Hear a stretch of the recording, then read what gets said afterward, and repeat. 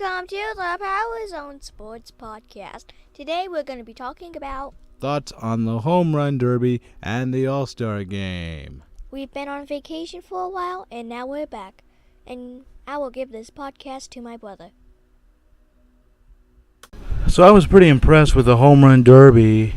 I was pretty impressed with the performances of all the competitors, and especially the two that I was most impressed with were Kyle Schwarber of the Cubs, who hit 19 home runs in the final round, and Bryce Harper, who hit 20 home runs in the final round to win the Home Run Derby. It was a great performance by all, and they should all be commended for their performances in the Home Run Derby. And the All-Star Game, the Astros, George Springer went deep in the extra frame, and so did Alex Bregman, going deep. Back-to-back Astros home runs ended up doing in the National League, as the American League, with the win, now takes the all-time lead.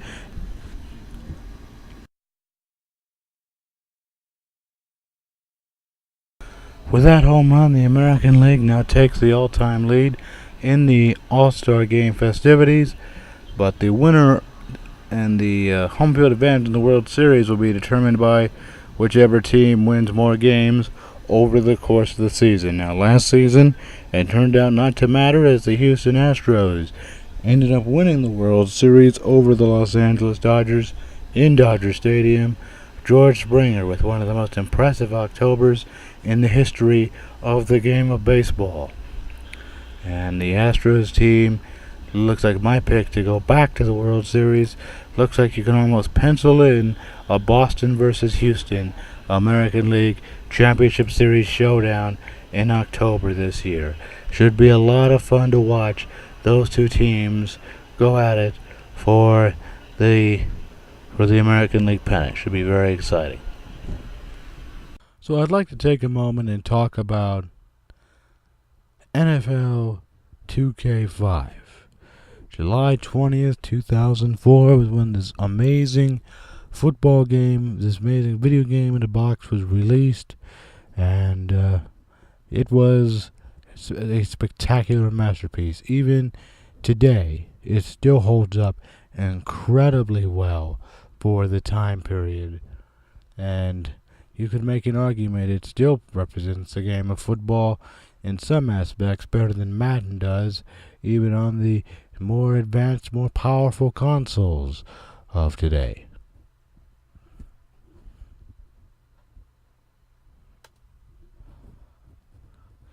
But one of the most exciting, the game graphically on the Xbox, which I played it on at the time, and it's actually still playable on the Xbox 360 if you have those, and that's probably the biggest reason why I don't think I will ever get rid of my 360. It still plays very well, and the graphics are incredible. And at July 20th, 2004, it retailed in video game stores, yes, those were a thing back then, for an amazing low price of $20. Imagine that, a brand new football game, a brand new video game, retailing for $20.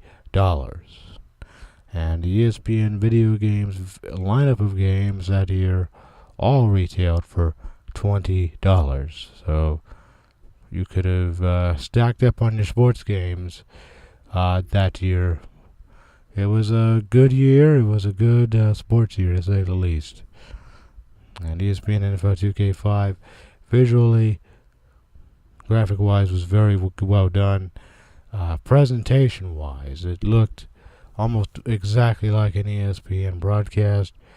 The pregame intro was done by Chris Berman. The announcing with the two voice actors they have in the booth was really well done. Still, I think it's better than the voice acting work done by Madden today. And it's pretty cool. I mean, the only thing that Madden has now that NFL 2K5 didn't have at the time, I think, now was probably the actual quarterback cadences that Madden uses now. So if you ever wanted to hear Tom Brady's quarterback cadence in the game, you can do so now. It's that's a pretty cool feature. But the halftime show, which was done by Chris Berman, and they would have actual highlights from your game, and same with the post-game show. They would have actual highlights from the hard drive on your Xbox, video replays that they would show of what took place during your game. And if you played the franchise mode in NFL, NFL 2K5, week by week, Chris Berman would do a week-by-week rundown of the week that was in your NFL with SportsCenter. In-game highlights, scores, updates, and even game balls for the players of the week. And when draft season came around and you drafted your team, you got your players for next season, a special SportsCenter would come on with Mel Kiper Jr., ESPN's draft guru, and he would always take a look at one team in particular and see how they drafted, and that team he would always take a look at would be your team. And Mel Kiper Jr. would draft how you did in the draft. And it's just the little things like that, little extra special things like that they put in the game, the attention to detail that they had in this game. It really was an incredible game. It holds up really well, even 14 years later. It's a masterpiece.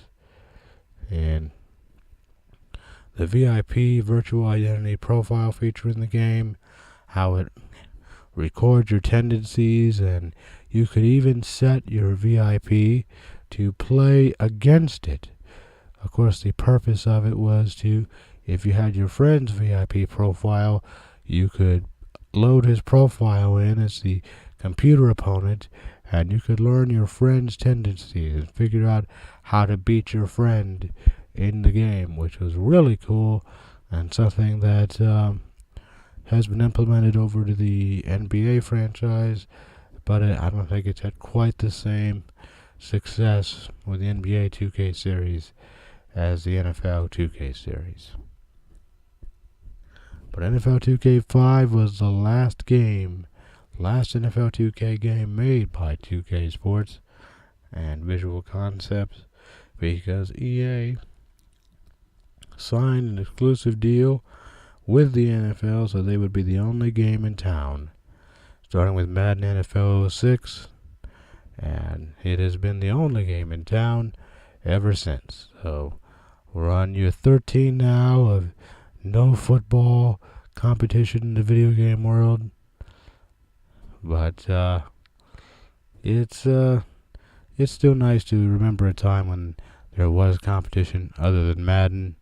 And honestly, I played them all. I played NFL 2K on the Xbox. We had NFL Fever. I played that one a lot. It was really well done.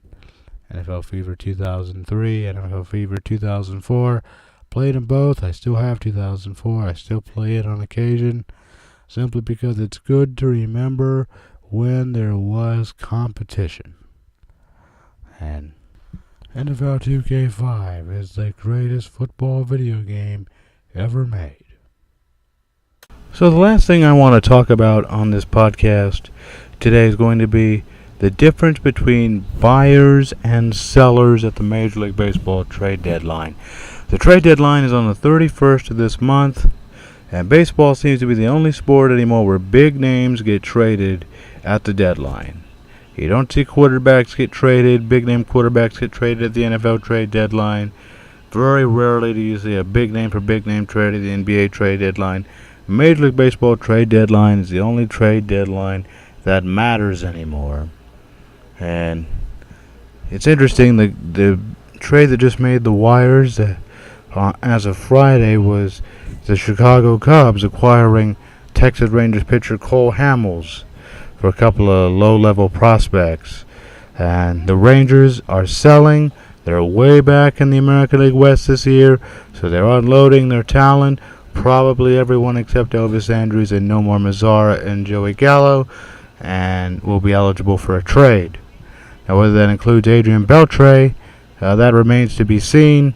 But I hope Adrian Beltre, if this is going to be his final year, I hope he gets a chance to go out with a contender. That would be nice to see Adrian Beltre, who rolled the odometer over to 3,000 hits for a third baseman, and he's been one of the good guys in the game for a long time. So I hope he gets a shot to play for a contender if he wants to, if he so chooses. But the Rangers, sellers. The Cubs, buyers. New York, buyers. Trading for Zach Britton, one of the best relievers in the game from Baltimore. Jay Happ, also. They got Jay Happ, the starter from Toronto. Yankees are buyers. Will they make a move for the trade deadline now that Aaron Judge is out for 3 weeks with a fractured wrist? We'll see what happens, what they do with Aaron Judge for 3 weeks. Will they make a move? Will they get an outfielder? That is going to be what remains to be seen. But who's going to be traded? I think Boston will be buyers. I think all the teams in the American League are buyers. They're just going to make small improvements, try and better their team for October. But the sellers, who's going to go where? That's always been the most fascinating part of this deadline. Who's going to get a big name? Who's going to buy? Who's going to sell? Right now, it looks like a buyer's market in Major League Baseball as the trade deadline gets ever closer to the 31st. Thanks for listening to the Powers on Sports podcast. Please like and subscribe and follow us on Twitter. Our Twitter link will be in the description. Please like and subscribe, and I'll see you next time at the next podcast. Bye!